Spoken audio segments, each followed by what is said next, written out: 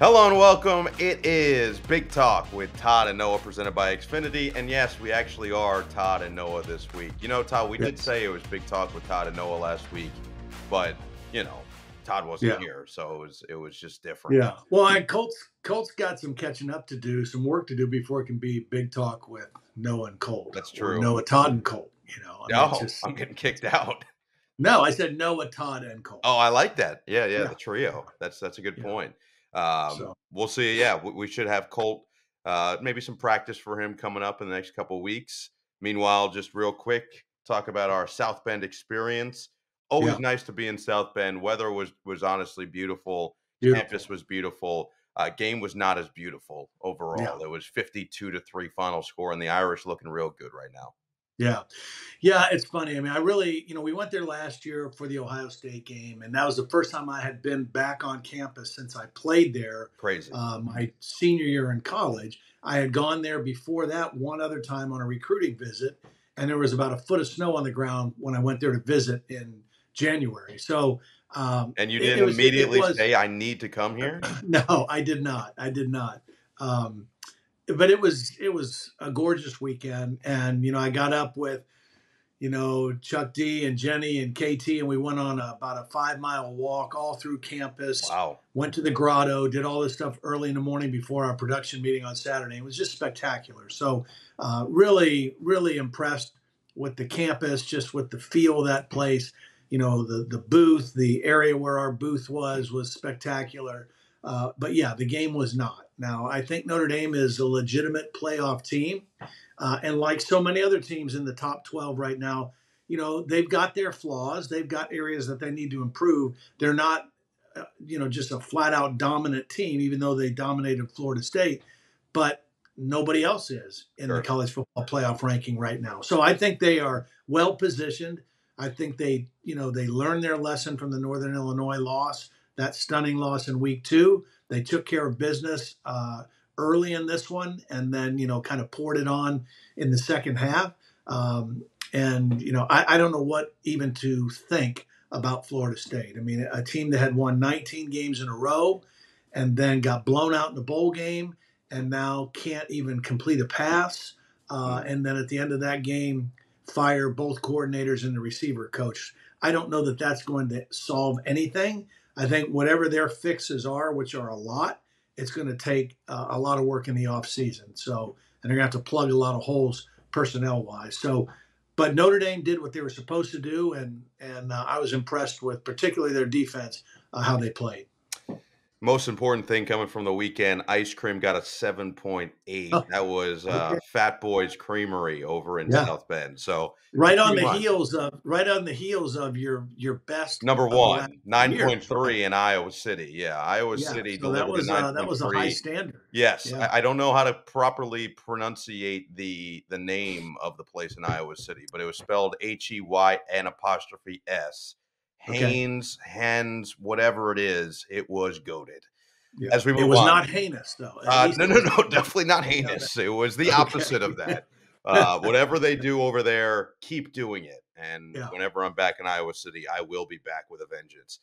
Let's go through some of the big teams in the Big Ten this week. You mentioned no dominant teams. The one team that had been dominant for the vast majority of the season was Indiana.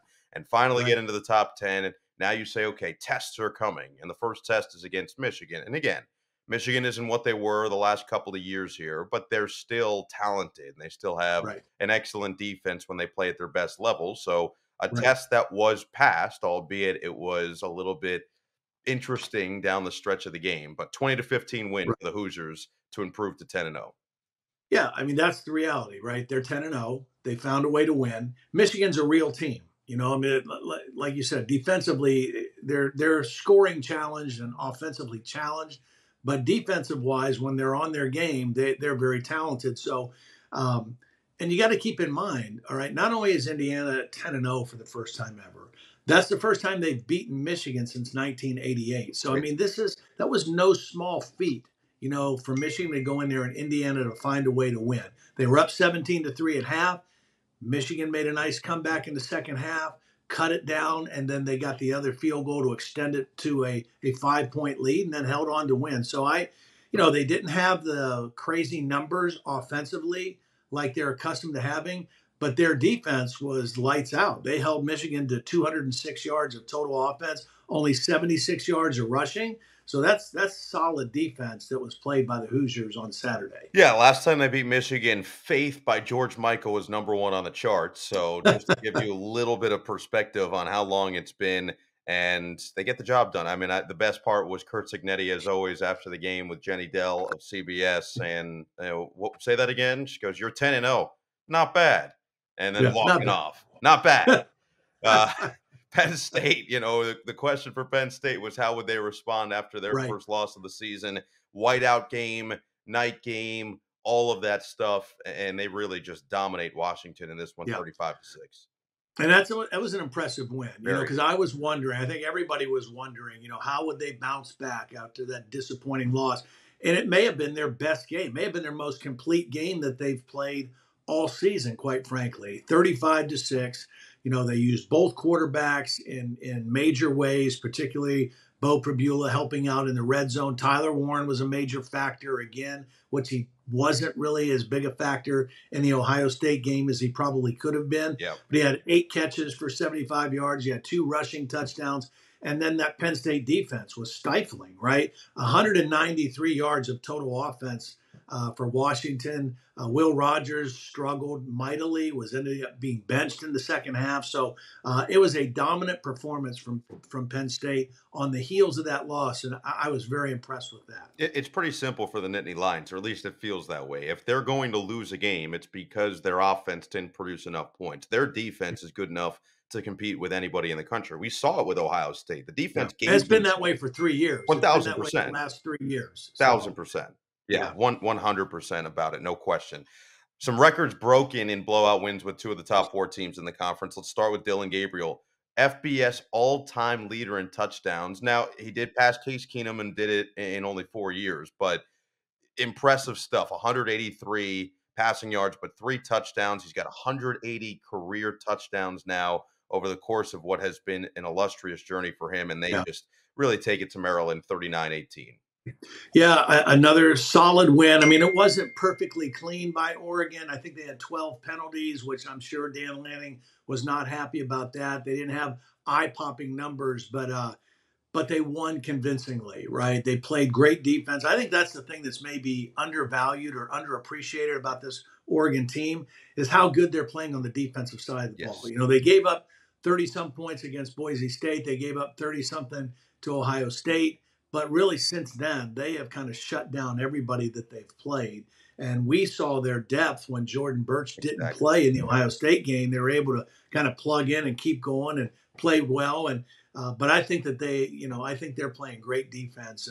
And for Dillon Gabriel, I mean, you really have to appreciate not only that he broke this record, but that he has played at an elite level at now 3 different Power 5, Power 4 schools, right? Did it at UCF, did it at Oklahoma, doing it now in the Big Ten. I mean, I guess he could conceivably be the conference offensive player of the year in 3 different conferences by the time this is all said and done. Pretty amazing considering how it's all gone for him. And to your point, just the fact that he's done it this year, especially, it's one thing to do it at a couple places where you had a couple years, but when you have one season at a place where you're a national championship contender going into that season, and now a #1 team in the country and just handling business the way that he is, the way he's leading the team, the way he's calming everybody, it's very impressive. It has been to watch at least this season. The other records overall broken. Jeremiah Smith, it feels like when he's all done, he could have every record known to man. But in terms of Ohio State receivers, it is not easy to break records, especially when those records are held by Hall of Famers. And he now holds basically all the freshman receiving records. Touchdown record came this week, 9th touchdown of the season. That passes Chris Carter. He also owns the freshman school records for receptions and receiving yards. And this was an absolute drubbing of Purdue, 45-0. Yeah, and unfortunately for Purdue, they've got Penn State coming up next. So, I mean, this is not an easy road for them. But now think about this with Jeremiah Smith. Okay, so he breaks the touchdown record. He already has the receptions and the yardage record for a freshman receiver. Broke Chris Carter's records. How many first-round draft pick receivers have they had in the last few years? The limit does not exist. Okay. However many they've had, none of those guys came close to breaking Chris Carter's freshman record.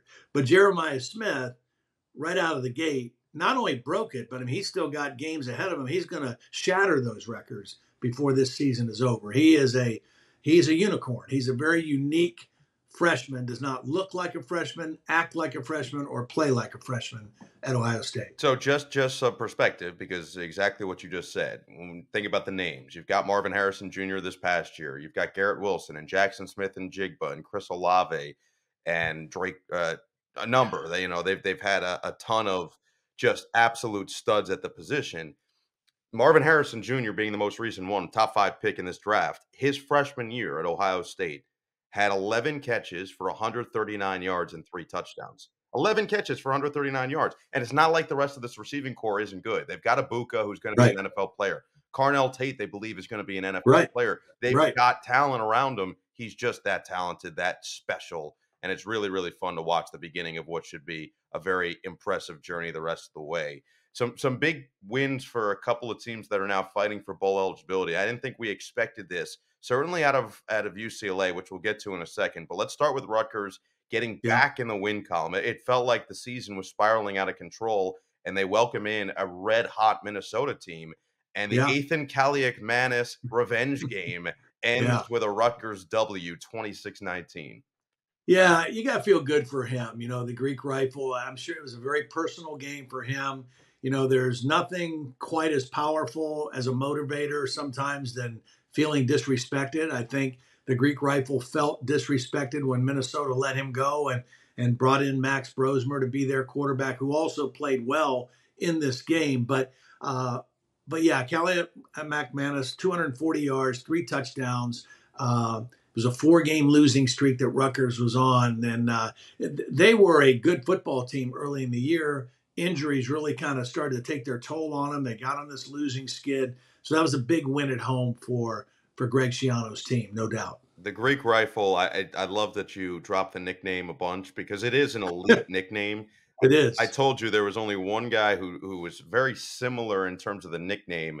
There was a guy named Kyle Van Treese, who was the quarterback at Georgia Southern a couple of years ago, and his nickname was the Ginger General because he was a red-haired quarterback. That was electric. But the Greek Rifle is right there with it, and I'm happy for him and the revenge game there. We'll see how Minnesota responds now with their veteran quarterback, Max Brosmer, down the stretch. Let's get to UCLA. This was on Friday against Iowa. We saw Iowa 2 weeks ago, and you go, okay, Brendan Sullivan at quarterback, completely new offense, dynamic now with a dual threat guy. You've got Caleb Johnson, and the defense is going to be the defense.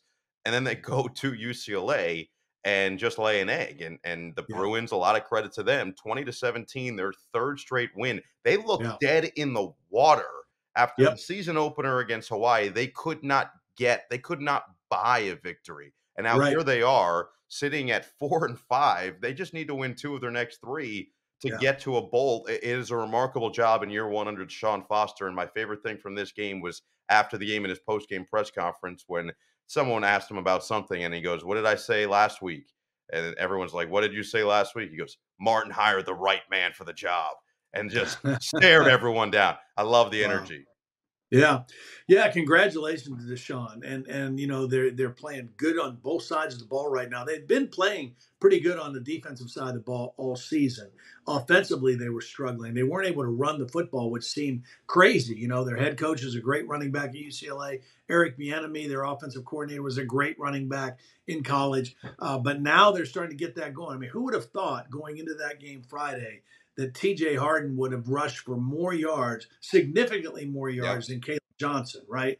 But that's what happened. 125 yards for Harden. Caleb Johnson was held to his lowest output of the entire season, 49 yards on 18 carries. I don't know what to make of Iowa. I really don't. We saw them, we didn't see them in this game, but they obviously did not play up to their standard. We've seen them play really good. And we've seen them play really bad when we covered them against Michigan State. Yes. So once again, they gave up over 400 yards of offense. It's just hard to figure. Maybe it was the road trip. Maybe it's the fact that Brendan Sullivan got injured in the game. I don't know what it was, but they have been very kind of up and down and inconsistent in their performance. Kirk Ferentz has been honest with us and said he's just not sure what the maturity of this team has looked like. He's been Yeah. happy at times, but he also feels it during the weeks. It's not the same as what he's had the last couple of years where it's felt consistent. There's been some lulls, and so you saw it again this week with a tough loss that can really derail what they were hoping the rest of the Yeah. season would look like. Some ranked game previews for Week 12. Let's start with our matchup, 7:30 p.m. on NBC and Peacock. Number one team in the country goes to Madison to take on Wisconsin at Camp Randall. The environment is really what I'm assuming Wisconsin is going to hope is going to be a difference here. They come off the bye week. We saw their previous 2 games, 2 losses after the 3-game winning streak. And as Right. mentioned, Oregon right now is they're just playing really good football. Yeah. Yeah, they are. Now, here's my expectation. I think Wisconsin will play at a much better level than what we saw for their last 2 games. They're coming off a bye week. I think that, they were not feeling good about themselves at all, and rightfully so after the Iowa game. They played well for 3 quarters against Penn State. No doubt. Ran out of gas in the 4th quarter. They did not play well at all against Iowa the very next week. They weren't physical at the line of scrimmage. They couldn't stop the run. They had turnovers again. They did not play well in front of their home crowd. Now, I do think that they will play well. I don't know if it's going to be well enough to beat Oregon, but I do think they will play much more competitive. It'll have more of a feel like the Penn State game had, through most of the game than the Iowa game did. So I would expect that. But, defensively is where Wisconsin has to really stand up. I mean, they gave up 420 yards, an average of 420 yards of offense against Penn State and Iowa combined, and they can't do that. They've got to play at a much higher level defensively and maybe take the ball away to keep them in the game on this one. By the way, I forgot to mention the college football playoff ranks. We're recording this Tuesday morning, so they'll come out later tonight. So if the numbers that we're saying are off, now we expect Oregon will stay at 1 and Ohio State will stay at 2, but if the numbers are off on anybody else, please don't come after us. We are not people to come after. Put it that way. I think the other thing about Oregon too that is, they are a team that, again, wasn't as clean last week with the penalties and some of the stuff. They didn't have big numbers offensively, but I think by and large, since that Boise State game, this is a team that has continued to get better and better as the season has gone on. I think they're playing at their highest level right now, which is what you want to see if you are trying to make a run at a championship. And I think Dan Lanning has got that team, playing at a very high level and playing to their standard. I don't think they are playing down to anybody. They're playing to the standard that they have as an Oregon football team. And so, it'll be a good challenge. I'm sure Wisconsin is not only hoping for the great crowd, but also hoping for some cold weather on Saturday night as well. And, maybe that will play into it as well. I could tell you that our statistician, Josh Zalesnik, will be hoping for anything but cold weather. When it gets below 60, he starts breaking out the hand warmers. So we'll see what that looks like for jump around on Saturday night. Number 2, Ohio State at Northwestern. This is actually going to be played at Wrigley Field. Is it crazy? This might be the craziest statement that you could have made before the season. But could Ohio State be looking ahead to Indiana next week? I guess they could, because that's going to be a monster game. I think they'll take care of business here. Northwestern, it's been, last year was kind of a charmed year in David Braun's first year. And this year it's been a little tougher sledding. They haven't been very good offensively. They haven't been able to throw the football. I mean, there's a couple teams in the Big Ten that have struggled mightily throwing the football this year. Iowa's one. Northwestern is one, and Michigan is one. All 3 of those teams have struggled to get their passing games going. So I think Ohio State's just too talented. There could be a little sluggishness, playing at noon, which would be 11 o'clock for them in Chicago. So might be a sluggish start, but I think they're just way too talented by the time it's all said and done. Makes sense to me. Penn State at Purdue. You mentioned that this could be a tough one in West Lafayette. Yeah, they just don't have many answers right now. And again, I think Penn State is coming off of their best game, maybe their most complete game of the season, against, a quality opponent. I know they scored a bazillion points against Kent State, but that's not what I'm talking about. I'm talking about playing Big Ten teams. And I think that was a really good win. So I think they kind of see everything in front of them right now. And I would expect Penn State to go in there and play well again. Look, there's still a chance they can be in the Big Ten championship. It'd be unlikely, but they would need Ohio State to lose again and Indiana to find a way to lose. Maybe if Yeah. Indiana somehow beats Ohio State, loses the final week of the season, or Ohio State beats Indiana, loses to Michigan, whatever it might be. There's still a path to the Big Ten title. Either way, they're very much in a firm position right now for a college football playoff spot.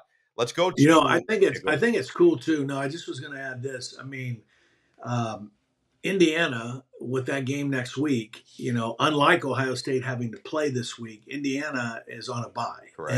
And probably it came at a perfect time for them. I mean, they've had a great run, but now they get a chance to really get themselves ready for what now becomes the biggest game of their season. And when you're having a season like this, the next game becomes the biggest game that you play. Well, now this one really is the big game because it's against Ohio State, who's highly ranked. And, there's a lot on the line in this game. And a loss in this game is not going to derail Indiana or their season. But win or lose, they need to play well and play competitively. And I think this extra week will help them. If nothing else, they will get healthier if they've got some issues right now. And Ohio State runs the risk of playing another game. Yep. And potentially getting somebody dinged up. So we'll see how that plays out. Going to be a huge matchup. Can't wait for that one next week. All right, let's go to bowl or not to bowl. That is the question here on Big Talk this week.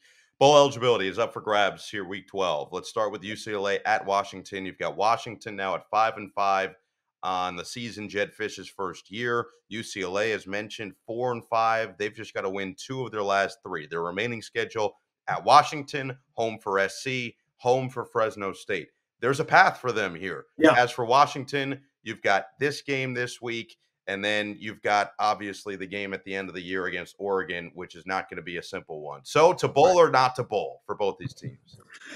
Yeah. So I would say for Washington, this is their game to do it. I mean, it's going to be a lot tougher in Autzen, after Thanksgiving to beat Oregon. But UCLA is hot. I mean, they're going to go in there with a lot of confidence. Typically, I would say I like the home team in this situation, but I kind of like where I like where UCLA's mindset is right now and their confidence, and so I think it might be tough for the Huskies.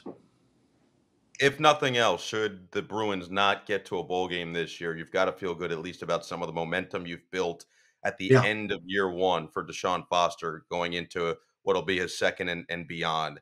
How about USC at Nebraska? Nebraska, you predicted the 6+ wins last year. They looked like they had it in the bag. You predicted the 6+ wins this year. They've looked like they had it in the bag. They're now sitting at 5-4. You've got USC at 4-5. Huge game for both of these teams. USC going with a quarterback change, as we talked about with Colt last week. Jaden Maeva is going to be starting in place of Miller Moss, coming off of a bye week, so gave them an opportunity to really prepare for that. You've got Dylan Raiola expected to play after the ankle injury that he suffered in the UCLA game.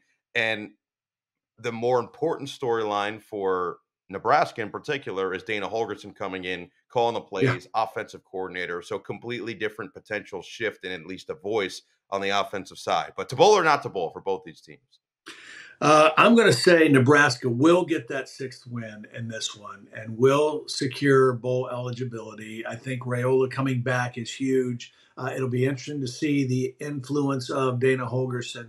But I like Nebraska's defense. I think it's going to be, weather I think will be a factor in Lincoln on Saturday. USC not used to that yet, traveling to these Big Ten venues. And I just think the defense of Nebraska will make it tough on the new starting quarterback for USC. Final one here, Rutgers at Maryland. Rutgers, they have a chance at back-to-back seasons going bowling. 5-4 currently after the big win last week. Maryland 4-5 in the post-Talia Tagovailoa era, the Billy Edwards Jr. era, and he's played really well.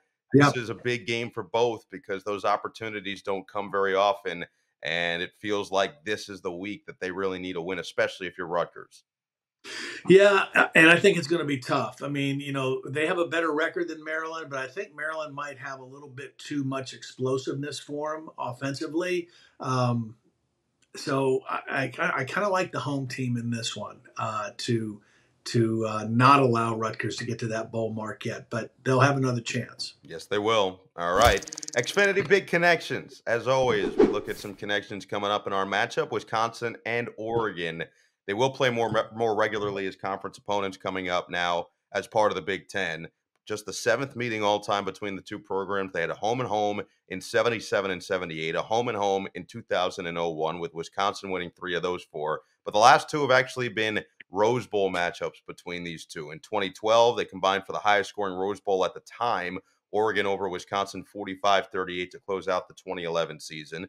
And Monty Ball tied the NCAA single season touchdown record, 39th touchdown in the game. That is a remarkable season, especially the Wisconsin ground game. But 621 total yards of offense for Oregon fuels the win. Then in 2020, January 1st, 2020, Oregon 28-27 over Wisconsin to close out the 2019 season. That was a battle between 2 now NFL stars. Justin Herbert had 3 rushing touchdowns. Jonathan Taylor had 94 yards on the ground for Wisconsin. So it's not a Rose Bowl on Saturday, but right. You mentioned that you expect Wisconsin to come out and play well against the number 1 team in the country.